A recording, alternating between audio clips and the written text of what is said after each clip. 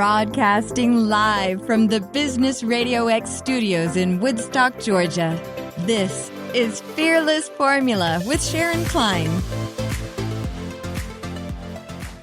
Welcome to Fearless Formula on Business RadioX, where we talk about the ups and downs of the business world and offer words of wisdom for business success. I'm your host, Sharon Klein, and today in the studio we have a voice actor, hooray, and a podcaster, and a producer, and a storyteller. He specializes in audiobooks, animation, video games, and commercials since 2015, 9 years now. Welcome to the studio, Rob Woody. Hello.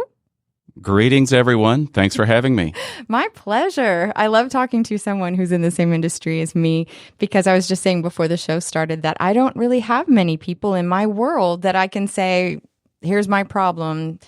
Can you identify? So it's just so exciting to talk to someone else so I can at least commiserate with some of the difficulties and some of the joys about being a voice actor. Thank you. You bet.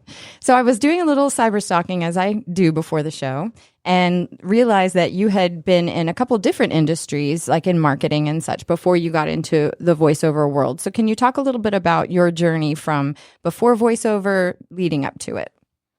Absolutely. I'll try to make this fairly quick. I'm the son of two entrepreneurs. They weren't always entrepreneurs, but in their mid-30s, they decided to go into business for themselves, actually right down the road. And for 25 years, they owned a pet supply and feed store. It was called Woodstock Pet and Livestock Supply. Oh, no kidding. And I was a year old when they started that business. My dad was working other jobs. My mom was working in the store with my older sister. And I grew up in that business. I grew up around stacks of horse feed and bales of hay, and it's a very physical, blue-collar way to grow up. What bravery it takes for them to kind of stop whatever they were doing and throw all of their eggs in one basket, so to speak. Definitely. As I grew up and understood more of what they were doing, I saw that they each brought different talents to the table. My dad could drive a truck, a large box truck, which you have to have a commercial driver's license for. So he would go get the feed, go get the supplies.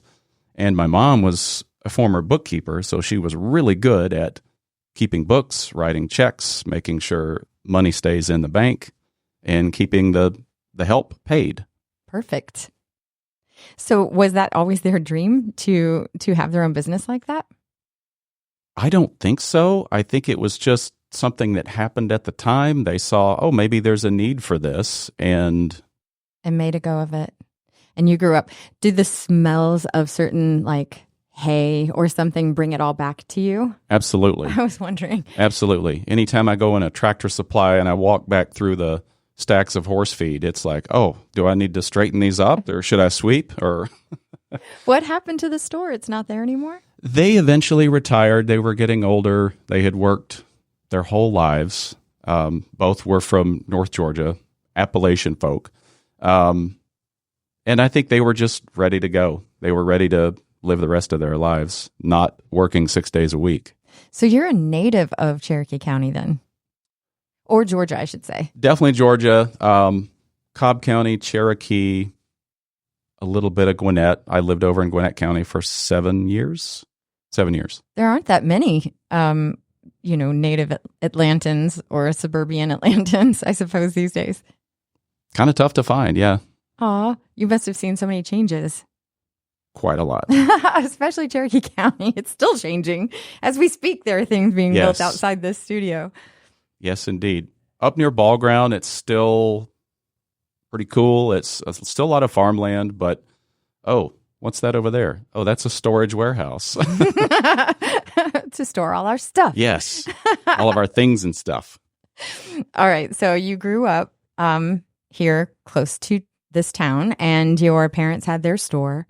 And was that an inspiration to you as well to kind of become your own boss, so to speak? Not really. That's all I ever knew. And most people don't want to do this, but I wanted to go work for the man for a while. My degree was in exercise science from Kennesaw State. Go Owls, yo. From Kennesaw Hooty hoo. State. Yeah, hooty hoo. I graduated from there as well. All right. I was on the 5.5-year plan, which I should have done a little better with that, but hindsight, right? Yeah. I worked in that field for 3.5 or 4 years. I still try to practice it personally, but I don't work in the field. I've trained people on the side, things like that. And I always enjoy it, but I thought I wanted something a little different. And I got into sales. I did retail sales. I did business-to-business sales with a large company. And then I started thinking back, what if I had that business back? Wow, there's a lot of things I could do differently because I know a little bit about technology, and our pet store was low tech. It was about as analog as you could get. We didn't scan barcodes. There were little price stickers on things. We had the credit card machine that goes. It sounds like a shotgun. Copy. Yeah. A shotgun. Yeah, it sounds like a shotgun. I never thought about that. I think the last few years we had the machine. You could hear the dial-up noise. Mm-hmm. Wow. Great. Love those old modems. And then you decided to kind of go back to what you thought you could experience again and do differently. And then that leads to how did this part of your life really explode and become your focus 100%? Well, let's retreat back to high school, to those fun years. I was voted best sense of humor. Nice. I thought, well, great. What am I going to do with this besides make people laugh in the back of the room, right? Which is kind of what I did. And still made A's and B's. Probably could have made straight A's if I'd cut out some of the laughing. I would have people say, you have a great voice. I could listen to you read the phone book. I thought, well, thank you, but that's a little weird. I don't want to just sit and read a phone book, but you remember the phone books? I do. The Atlanta phone book, the last one I saw was about 4 inches thick. Mm-hmm. I do. Definitely a weapon. And I started thinking, they don't talk to you about that on career day. They talk about, you could be an accountant or a fireman, or if you're really smart, a pilot or an attorney. Which I did flying lessons for a while. Nice. I did work at Lockheed there for a bit at their wellness center, and I took flying lessons. Awesome. Love it. Great memories. But that's an expensive hobby. Yeah. I have a knack for finding really expensive hobbies. I don't know why. Snow skiing, flying lessons. But it's actually, I think about the fact that all of these experiences that you've had somehow can lend well to voiceover, no matter what it is. Yes. Will you talk about how you started your own studio? Like what were the processes that you went through to research what you needed?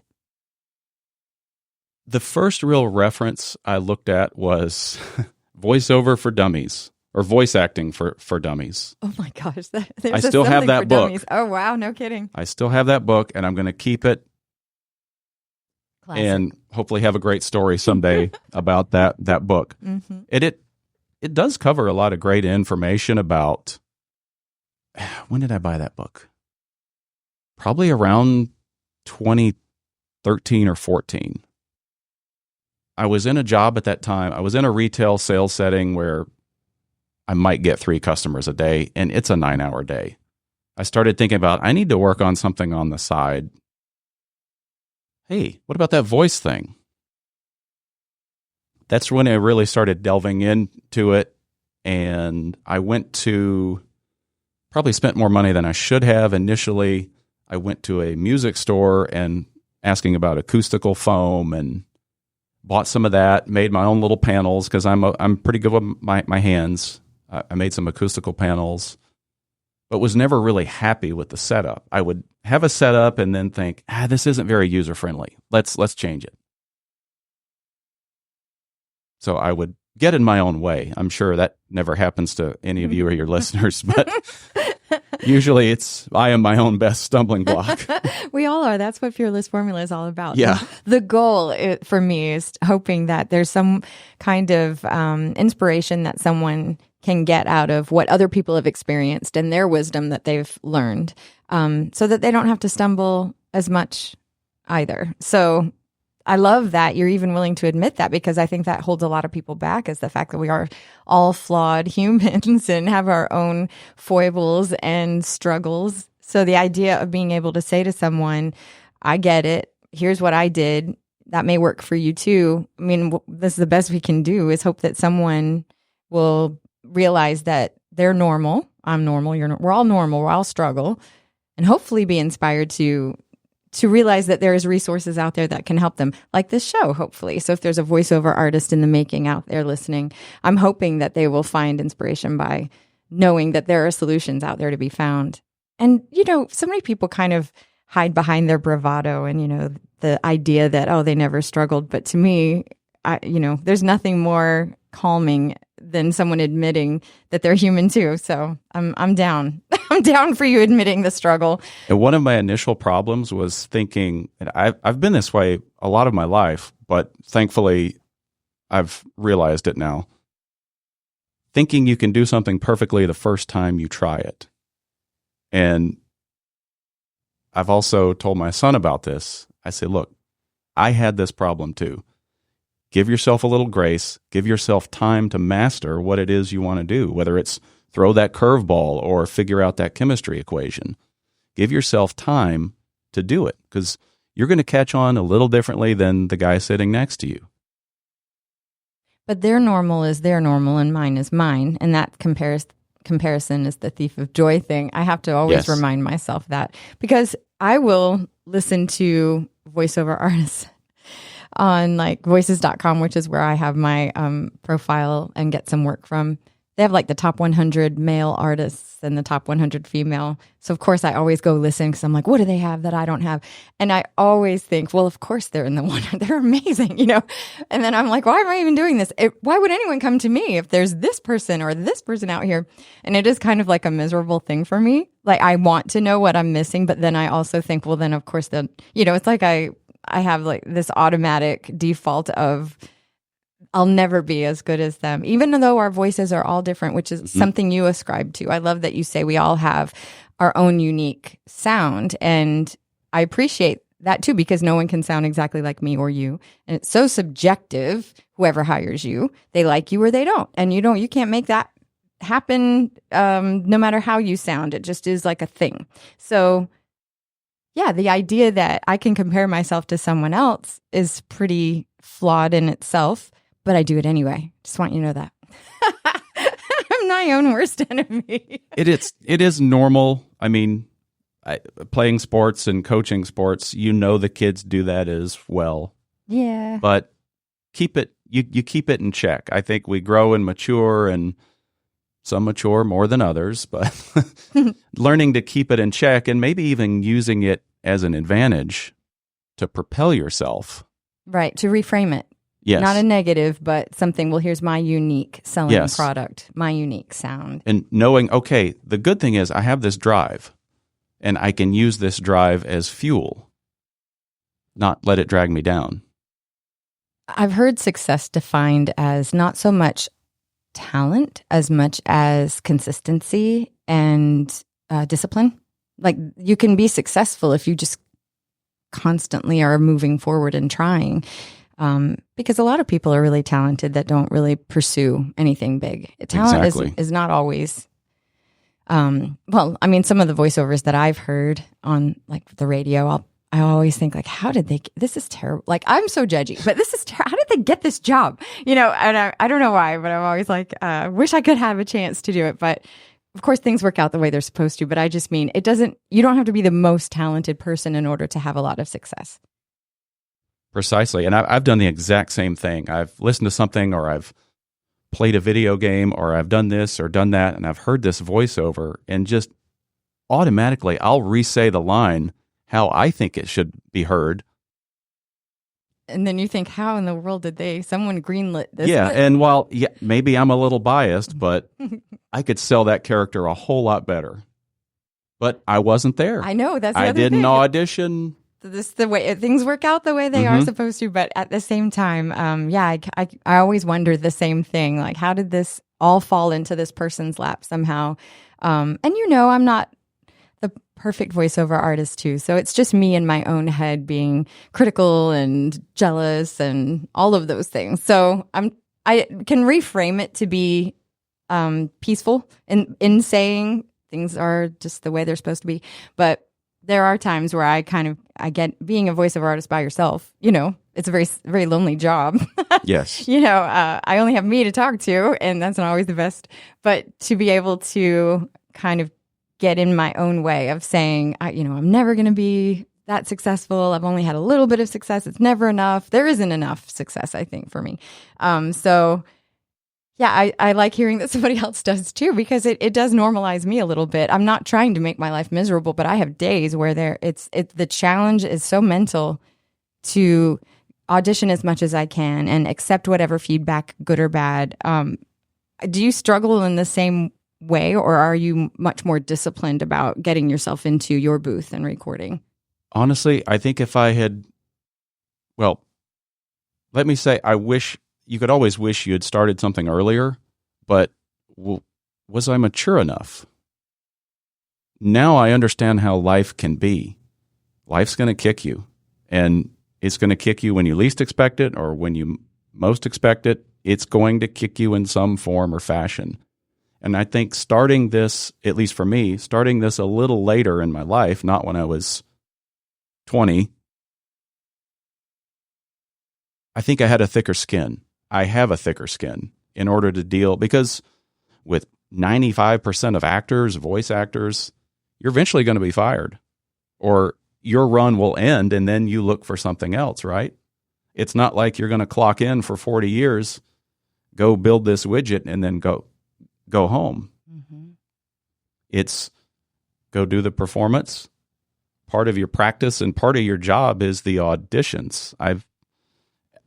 I definitely think that's helped by, well, I joke that my maturity level is not my age, but just having that thicker skin and knowing that just because they tell me no doesn't mean they don't like me.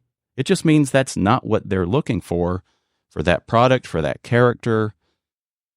And there have been times I've gotten home, I thought, I need to put in an audition, even if it's just one. I don't have anything going on right now. I'll be tired. I'll throw something together, edit it. Boom. They love it.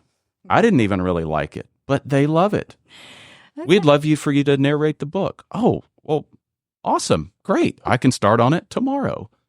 And then there are times you read the script, you think about the character, you imagine what that character looks like in your head. I might walk around outside with the birds chirping, coming up with voices, or I'm in the car a lot as well. So I'll just practice and have my little phone recorder on, recording different things. And you think, I nailed it. I nailed this audition, or I nailed this interview, and then crickets. That happens to me all the time. Or you might even get something like, I've gotten several of these. Wow, you sounded really great. You just weren't quite what we were looking for. I take that as a compliment, because somebody did listen to it, they liked it, and maybe now they'll remember me in 6 months, or, oh, now you're doing a video game. Hey, that guy had a good voice, or that lady had a really nice voice. Let's contact them back. I think that has happened. 99% of the time, that's exactly my story of working so hard on something and going back, like even if I've finished recording it and edited it and then just listening back, I'm like, it's missing something. And I'll go back and do it again and then hear nothing. And then there are times where I just phone it in and I'm like, I don't even know the energy of what they're looking for. I don't think I have the right message at all, but okay. And then have gotten that one job that I was like, this is terrible, but I just don't have the energy to work on it. Mm-hmm. I don't understand. And I think that's like somewhat frustrating, because if I knew the formula of how it all would work, I would do it every time. So it is like this surrender that I have to practice every day with it. It's funny. I definitely grew up blue collar, but it is an art, and all art is subjective, really. Wow, that's such a good point. All art. Yeah. I never thought about it like that. Yeah. Especially acting, voiceovers. It's still subjective. And I try to keep that in somewhere in my brain when I'm reading for something. Not to take it personally. Right. Man, my ego gets in my way so much. But I really appreciate your pointing that out to me, because that's something that I think I can hold on to on the days where I'm really struggling to feel like I'm good enough or feel like it's worth the effort. And I know that people have some resources where they have a group where they can get together and talk about it. It's almost like support that keeps your mind positive. But that's kind of what I feel like I'm doing right now on the show, having different voiceover artists come on and tell me what it's like to be them for a little bit. Because then I feel like seen too. I feel heard too, because so many similarities are pervasive throughout the industry. What's something that you've learned over the last 9 years about voiceovers that you think or just being an audiobook narrator, anything in the voice world that has been really surprising to you? Surprising, maybe a couple of things. This is a little more granular from a sound engineering perspective, because we have to edit a lot of our own stuff, right? You don't understand how many noises your mouth makes, because your ear doesn't pick it up. It picks up nothing. And the first few times I edited my files, I thought, oh my Lord, do people hear that? They don't, but that sensitive microphone does. And then when you play it back at an amplified volume, you hear these little pops and clicks and, oh my goodness, get that out of there. There are days where I have nothing, no sound. Yes. And it's so great. And I'm like, I feel everything so easy. And then there are days where I don't know what I've done, but that's all I hear. I haven't eaten Pop Rocks in 20 years, but it sounds like there's a pack in my mouth. That's surprising. From a high level view, there's a lot of work. There's really a lot of work. And I know there's a concern about artificial intelligence. I like to think most people are going to opt to work with human beings. If you're watching some, quote, boring training video, maybe that's what AI is for. But there are plenty of people that would love that job too. So that's my thought on that. I haven't probably done my due diligence on artificial intelligence as much as I should, but that's where I stand on that. Well, if you're just joining us, we are speaking with voice actor and audiobook narrator and podcaster and producer, Rob Woody, who's here in Georgia. I wanted to say that artificial intelligence is something that comes up a lot with almost every business that I've spoken to, any owner. They've talked about the pandemic and then how AI is affecting their industry. How did you survive the pandemic? My day job is putting up window treatments for interior designers. I've worked really all over the country, from most of it in the Southeast. 90% of it's here in the Atlanta area, but I've worked in Beverly Hills. I've worked in Florida. That level of person, or that income level, they have the money to do their thing. So we did kind of willingly took a few weeks off, just because nobody knew what was going on in March, April of 2020. And then we slowly started working again. We'd just do one job a day, try to limit contact. So with what we did, we were able to survive that. And at the same time, I thought, well, this is a great idea to dip my toe a little deeper in the voice over water, because up until then, you mentioned 2015 is when I started, and technically that's right. There were times that life would get in the way, or my self-esteem would just decide to leave, and sometimes you just get in a habit of what you do every day, and your dreams take a back seat. And then 10 years goes by, and 15 years goes by. You get busy coaching a little league team, or you get busy, well, we're home a lot more. Let's paint this room since we haven't had time to do it. Now we're at home, April of 2020. Let's buy some paint and paint the room like a lot of other people did, those are all good things. But you can make your life so busy, you don't have time for your dreams. And sometimes people ask, oh, how are you? Oh, I'm really busy. Is that good?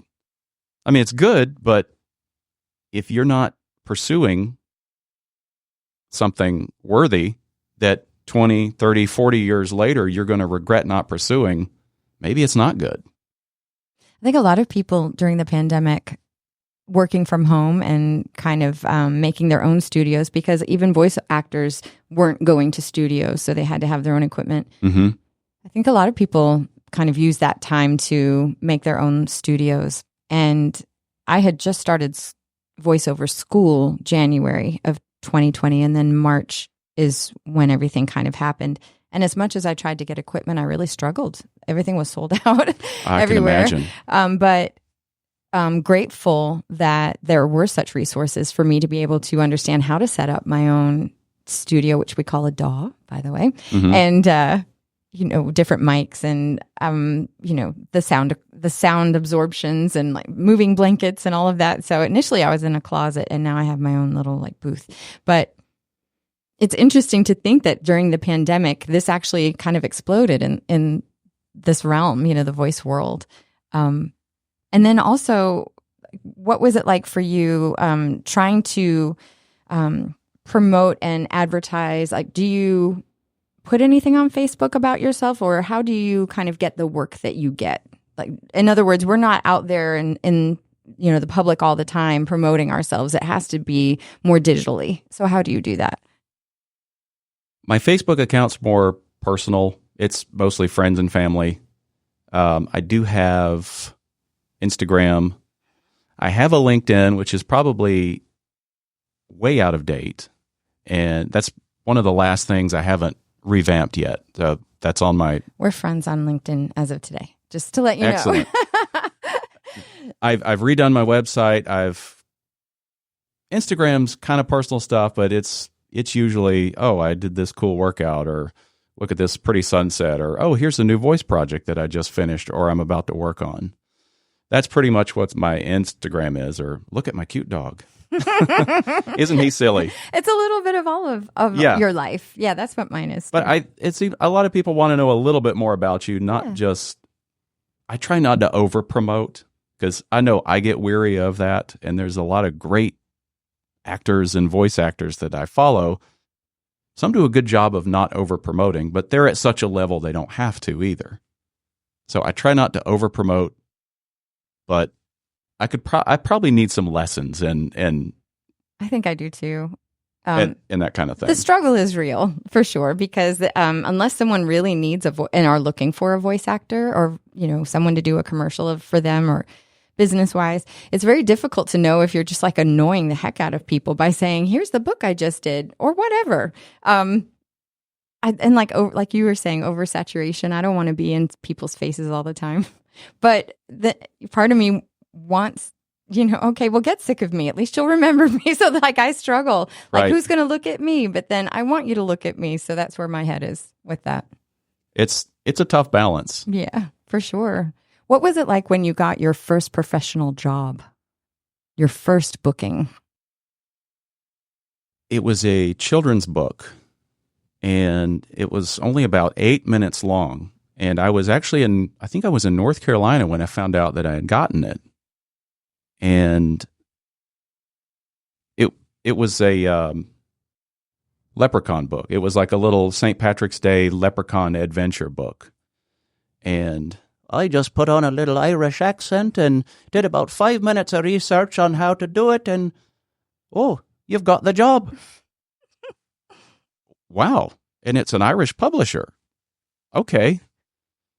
Pretty soon those thoughts creep in of, am I an imposter? Is this what imposter syndrome feels like? But I've been doing this for 30 years, since I was 12. Now I'm just actually using it. That's so exciting. What's the name of the book? It's called a St. Patrick's Day adventure. Okay. Everyone should go listen. It is fun. It's a project that I would have least expected. But that's the way things work out. Like we said earlier. Yeah. You can think you nail something, and then crickets, and you think I'll just blow that off and I'll read for it because it's good practice, right? Yeah. It's like stepping up to the batting tee and hitting 100 balls because you have a game tomorrow and you may get to see 3 balls to swing at. So you do the auditions. You try to put some care into it. Don't just completely phone it in, but sometimes you phone it in and you don't realize it. Mm-hmm. And then the project I got almost back to back, because I had done several auditions and uploaded them as a batch, was a 9-hour military science fiction book. And I thought, am I over my head now? That's amazing. But I had plenty of time to do it. Their deadline was, and I still finished it a couple months before the deadline. And I like science fiction. I grew up with Star Trek and Star Wars, so that's kind of in my wheelhouse. And the good thing is, because it started out as more of a side hustle, I get to choose what I audition for. I don't have to just pick something because, that's going to pay the bills a little better than this one. I'm more or less paying the bills, but I want my name attached to this project, or I would like my name attached, because that's me. I love that. You've got discernment. You're not just throwing yourself out there to everything. You're being, you're looking at things critically. As I kept doing it, about a year later, I started thinking, my great-grandkids could hear me read books or whatever project. That's pretty cool. If I never make another penny doing this, there is stuff out there right now that will hopefully survive me. And if I have great-grandkids, generations down the line might be able to hear my voice reading a story. What a great way and to I thought it. That was just more fuel to don't quit, don't stop. So those are the tools that you use in order to keep yourself going on the darker days or the more difficult days, is thinking about the bigger picture. Definitely. And I listen to podcasts, and some of them are business related, some of them are more fitness focused, but one common theme is don't have a 0 day. There are days when all I do is I'm tired when I get home, or it's just been fill in the blank happened. Okay, I'm just gonna submit one audition, or I'm just gonna record something. I'll go to my little studio down in the basement, record something for 5 minutes, or even just do some research on something, or something you've already recorded. Spend 5 minutes editing, and that way, when I go to bed, I know, okay, I chipped away at that marble a little bit more. No 0 days, and you can apply that to anything. If you're trying to gain muscle, I didn't work out today. Well, do 10 push-ups before you go to bed.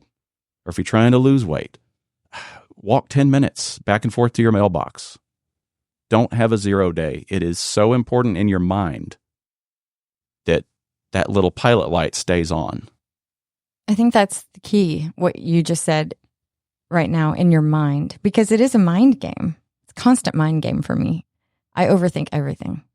But I do have 0 days, and I'm not proud of that. So I'm thinking, I've never really thought, let me just do one. Because I feel like if I go to the booth and I'm going to just do one, I'm probably going to do a bunch because I'm there. Might as well. I'm in the mode. But I didn't think how I can convince myself of just doing one audition. I don't know, 5 minutes. 5 minutes is nothing. So I'm going to actually employ that. Give that a try, so that I feel like I have progressed even a little bit for the mental confirmation that I haven't given up, or that I'm still, if I'm moving energy around, and that's it. One other thing I found out is many of those times where I just think, okay, just check the box, do this little bit of work. All of a sudden, you get a little burst of energy. Oh, now, I'll edit for 10 minutes now, or I'll record something else. And before you know it, you've done twice what you were planning on doing without really any more mental effort. That's great. Do you find that there are days that you're recording a book and it just goes so smoothly and everything's wonderful, and then there are days where one sentence is a struggle? I find that for myself. Definitely. But I pivoted on that, and I've started building my own blooper reel. No kidding. I have a blooper reel that when something screws up, or I screw up, or there's just a weird noise somewhere that bleeds through into the studio, Okay, open the blooper file, cut and paste. Good. Use that for fuel later. I like to laugh. I like to make people laugh. So That's awesome. let's just use it. Oh, I never thought of that. I just usually get really mad. I'm like, damn it. I can't get this sentence out no matter what I do. Or that truck keeps driving up and down this road and I can't get that sound out. I'm telling you, I've never thought of making it kind of funny. That's hilarious. Who cranked up the leaf blower? Yeah, I know. Right now. It's 8 Where's a.m. that dog coming from? Like that. I'm telling you. Oh, that's hilarious. Good for you. What a great way to look at it, to like make it something fun and funny rather than drudgery, which it can be, And it's still an effort sometimes. I've lost both of my parents in the last 3 years, and Sorry. that was a driver, especially my mom about 3 years ago, and that sort of gave me a kick in the pants to stop feeling sorry for yourself. Just go do it. She was always behind me on whatever that I was doing. Go make her proud. Oh, that's wonderful. Using things that a lot of times people will use as an excuse to not do things, use them for fuel. And also, I have a teenage son, and he's watching me succeed. He's watching me fail. It's kind of important that they have some kind of role model, because there's not a whole lot out there for them to look at. Sometimes, yes, but ultimately, they're watching you. I think whatever they do see on social media is a very curated, very crafted, fake, counterfeit presentation of what real life is like. So it seems as if so many people are so successful and are having this great life, but there's nothing showing what it was, to get them there, or what's behind that, or how they have days where it's good and bad. So everyone wants to show the good. Me too. Mm-hmm. I don't love exposing my flaws. But I wanted to ask you, how do you describe your voice? If you had 3 words? I was asked that recently, and I was like, okay, 3 words. Wow, gosh. Versatile. At least I think it is. Maybe not versatile like Prince versatile, but there's only one Prince. Pretty good mimic with a lot of things. Also calming. I heard that a long time ago. Calming. Or it can be. Well, I'm thinking like credible. That sounds like if you were going to be reading a medical journal, I would be like, okay, this is important to hear. This is a real doctor reading this. This is a real doctor. I would believe this. That's one of the words I use to describe me. Like conversational is another one. Warm, authentic. Those are the kinds of words that I've been told I could use. So I just don't think too hard about it. I just use those. Kind of the basics. But I like the mimic part. So what are some of the mimics? What are some of the mimicking things you do? Obviously, you can do an Irish leprechaun. I grew up watching the Dana Carvey era of Saturday Night Live, so that was my training ground. Sometimes you do a little Bill Clinton. You just gotta stuff like that. I just enjoyed making people chuckle, and never had a theater class. Never. You just get the energy of it, right? I do get the energy, and I do like entertaining. I've just never thought of myself as an entertainer. They will ask with voiceovers, they'll say, can you do something that sounds somewhat like Scarlett Johansson or, a different actor? And so if you have that in your wheelhouse, it's so nice. Be able to pull out different character voices. Phil Hartman was one of my favorites. Oh, I love Hartman. It was so tragic what happened to him. I know. But you could put that guy in any skit and he would fill a crack, basically. Okay, we need a guy who's just going to be, we need a dad to sit on the couch and talk to his son about drugs. And we're going to make it a little funny, but Phil could do that. Phil could be Frankenstein, or he was so versatile. I saw an E-Hollywood story about him. E-True Hollywood story, I think they called it, about him and his wife and what happened with them.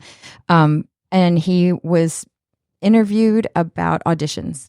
And he said that there came a point where he just really didn't care if he got booked for whatever.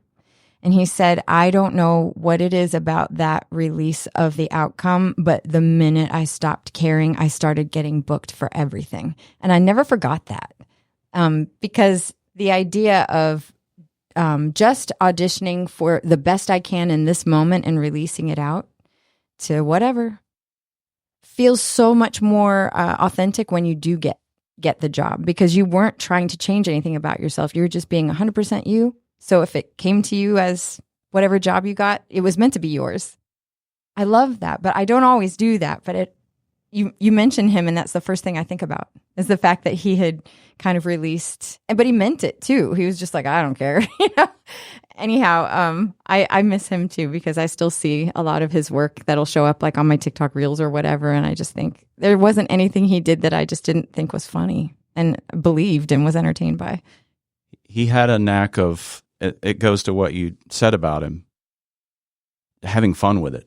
Yes, he's had the training. He went he did all the classes. He did the schooling, but then you still have to put it out there and perform, because you want that good job. Have fun with it. Do the training, do the reps, and then have fun with it, because your audience will know if you're having fun. So true. Robin Williams was a master of that. You knew he was having fun. You felt it. Definitely. And when you audition for a job, do you feel like you can feel it when you know that you kind of hit the note that you think that they want? Because there's like your voice can really reflect whether or not you're believing what you're saying. It's amazing how you can hear a difference. Yes. I thought I really nailed one recently. It was I think it was a young adult, like one vampire faction is going to war with another vampire faction.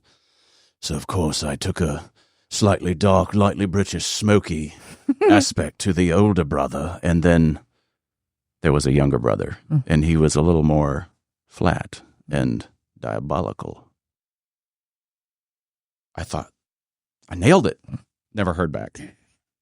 But it was, what great practice. Yeah. I discovered a new voice. So true. When you are recording a book, do you read the entire book first? No. Well, it depends. If it's an 8-minute St. Children's Patrick's book. Day kids book. You could spare the minute and 8 minutes. Yeah. Now, what I will do sometimes is read the chapter. Okay, what's going to happen? But sometimes I like to be surprised, because maybe they want to hear that. I don't want to play surprised. I want to be surprised and be a little more genuine. If you ask 5 different voice actors, they might give you 5 different answers. I'm part of a voiceover group on Facebook, and some of them are audiobook narrators. And just the other day, someone posted who reads the entire book before they record the entire book. And 90% of them read the entire book. And there were just a few that were like, I'll read a couple chapters ahead. And I was one of those, don't read the entire book. I just want to kind of get into it. But there is wisdom in reading the whole book, because several of them were saying, well, this is why I get to figure out where the character is going. I get to inform, the audience of the growth that the character is going to go through, because I already know what's going to happen. That's true. Yes. But I think I might be lazy, and I just want to do it once I get it. So I read maybe a little bit ahead, but I don't really go through the whole thing. I like the idea of being in the moment too, where I see this part coming where I'm about to have a very high emotion in whichever way, either sad or happy or whatever. I feel like it can feel very authentic and spontaneous, a realness to it, because I'm experiencing it for the first time that way. But I was curious. I haven't talked to anybody else who does audiobooks either like this. So I'm really glad to know I'm not the only one who doesn't read 100% the whole book. And from a technical perspective, you identify any words maybe you haven't seen, or how is that pronounced? So that's really the main reason to forge ahead. And well, usually the author will send notes on each of the characters. So I know the character breakdown. I'll know that there are 5 women. So I've got to come up with a little different sound for each of them and how to pronounce their names and things, which is so helpful.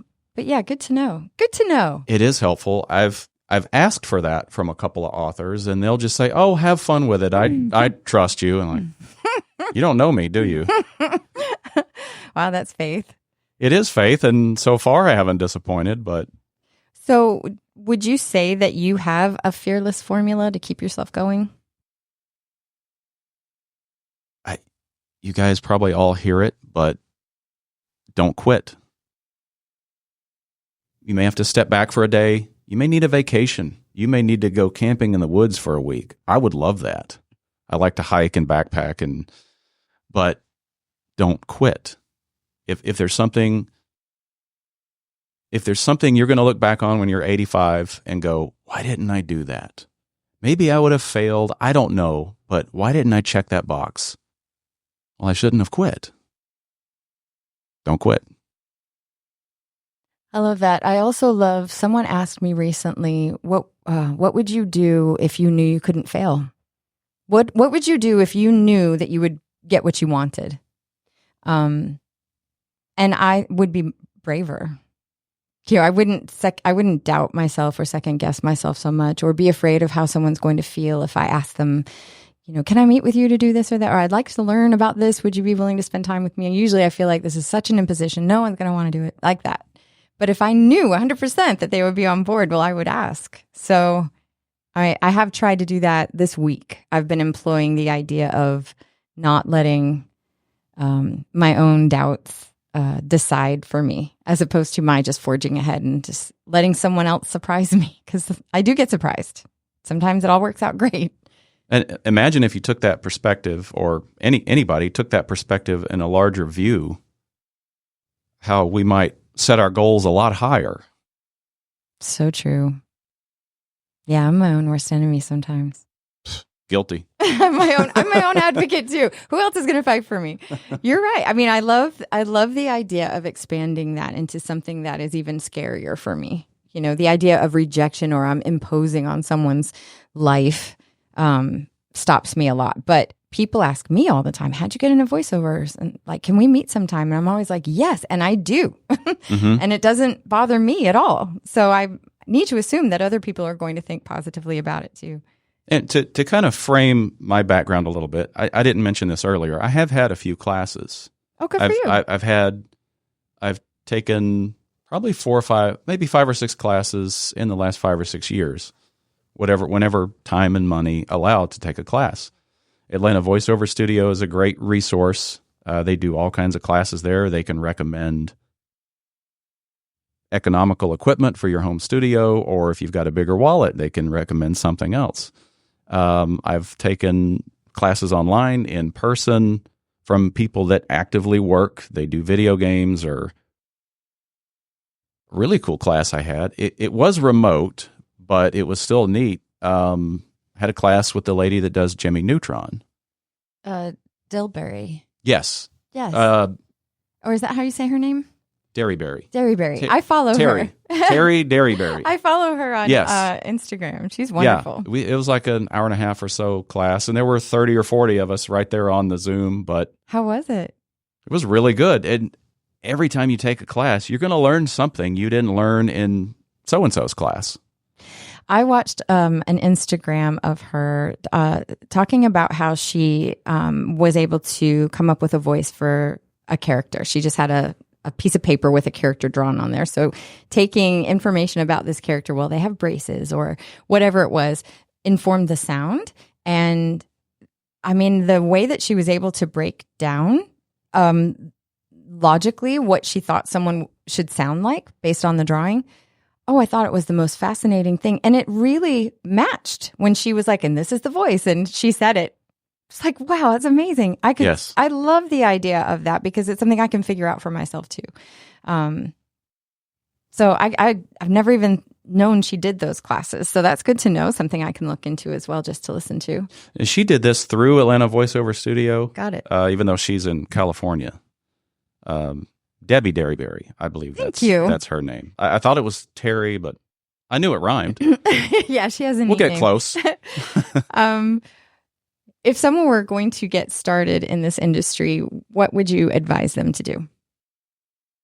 Practice. If you have kids, read books, take a class. Those are, my son's 15. Up until age 12, I read him books. Story time was every night.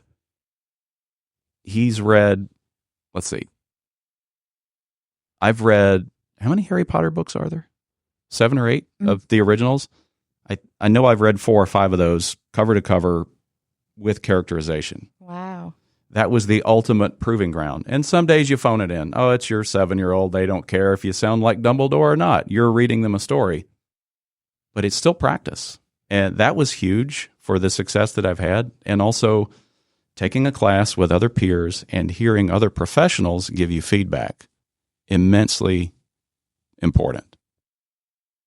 Gosh, I could feel really inspired to be able to maybe take some more classes that are local here, because the Atlanta market, it's wonderful in so many ways. And I never really thought about the fact that even though I have my own reels and I've been doing this for a while, I could really use a refresher of someone saying to me, maybe you could go this route or that route, because they're a professional. Like, I want to be advantageous with my time. So if there's a way that I can, be in a market that's sort of more curated for the way I sound, I would really appreciate the feedback for that too. I never thought about it. It also gives you kind of get your own feedback, because maybe you're in a class with 30 people. Everybody gets up and does a read. And you can, I know judging's bad, but we all do it. You can tell yourself, I did really well, or I got work to do. And you can kind of see how you can rise to the top. Would you say that it's nerve-wracking to be in front of your peers and try to be brave enough to hear their feedback? How is that for you? Honestly, for me, and again, I'm going to go back to my age because I'm a little older than somebody starting something in their 20s. It doesn't bother me. Now, if I was 25 again, I'd probably be a little more sensitive, but thicker skin, and some things bounce off. You osmotic. You got to be semi-osmotic. Let's go deep science here. Nice. So some things you let through, other things maybe they don't get through. But you have the discernment. Either way, you're going to learn something. Because I'm thinking for myself, I'd be so nervous to do a voiceover in front of other students or people who know the industry well enough to know if it's good or not. No, it totally. And there's always feeling. There's that little bit of a butterfly every time that I've ever done it. But I think that's good. That means you're excited to be there. That means you're having a good time. You care. Yeah. You want to perform well. But then you just take a breath, step in that batter's box. I love the sports. Rely on your training and let it rip. Well, Rob Woody, I've just really enjoyed our conversation today. I love speaking to people who are have different experiences in the same industry, because I get to learn, hopefully not by doing the same kind of mistakes. I get to learn from your wisdom and feel inspired just to spend this time focusing on the one thing that is my side hustle. Gives me just enough energy to want to go home and do some good auditions. So thank you so much for coming to the studio. You're very welcome. It was my honor to be here. Well, how could people get in touch with you if they would like to? You could check out my website. It's got all my demos there. It's robwoodyjr.com, which is ROBWOODYJR.com. There's a link there, or a tab for my podcast if you want to check that out. The podcast is, I just look at old out of print short stories. I'm a sci-fi guy, so I look at old Ray Bradbury, Isaac Asimov. Most podcasts are 20 to 40 minutes. I'll voice the whole story, narrate it, do a little voice characterization if there's dialogue, and then see what I've learned from it. Add 5 minutes to the end of it, and what did I pick up from this? What did you pick up from this? Awesome. What I've learned about short stories is they really beg more questions, because you don't have 400 pages to tell a story. You have 10 pages. I want to say Shawshank Redemption was a short story that got, Really? Yeah, that got turned into obviously a very big movie, but it was just, and The Green Mile, I believe, was a short story. Stephen King did like a little Oh, yeah. book.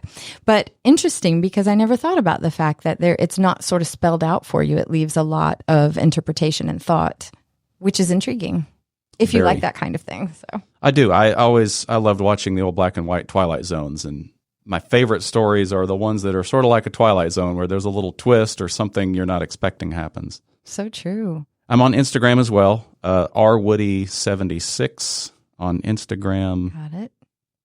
And I'm on LinkedIn, but I'm still in the process of redoing that. Are you on Facebook as well? I am. That one stays private. Gotcha. That's I maybe should make a public one, but Man, we have so many different channels these days for social media. You don't have to do all that if you don't want to. But there's so much to do, and I don't have a person to do it for me, so I have to pick and choose. Bootstrapping all the way, baby. Rob, thank you so much for coming in. I've just so enjoyed it. And You're welcome. I'd love to have you come back sometime and tell me about some of the other things that you've learned along the way as your career progresses. And thanks for the inspiring words. I'm hoping that whoever is listening to feels inspired, no matter what industry they're in, to just keep going. Definitely. Keep going. Do the reps. Don't give up. Don't give up. Get your rest. Drink some honey and tea. Do the fundamentals. Yes, fundamentals are huge. Well, thank you. And thank you all for listening to Fearless Formula here on Business Radio X. And again, this is Sharon Klein reminding you that with knowledge and understanding, we can all have our own fearless formula. Have a great day.